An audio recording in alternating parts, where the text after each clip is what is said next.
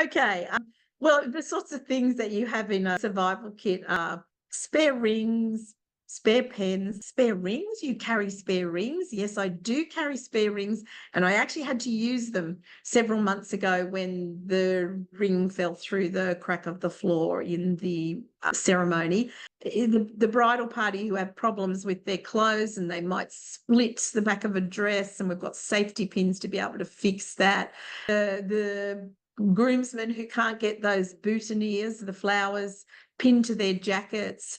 I carry spare pins and sewing thread, wet wipes for mud, and the gum boots always, the heel stoppers for walking in the grass, the zip ties for zipping up and tying maybe someone's wedding sign that's starting to blow away, weights for veils. You can just sit some weights on the veils that are going to blow away if we're outside, chalk to mark where people are sitting or standing, lint brushes to brush the fluff off the groomsman's jacket, the wet wipes to take the makeup off their jackets before the ceremony starts so they don't get the makeup in the photos. So you've got everything in there from gumboots to chalk.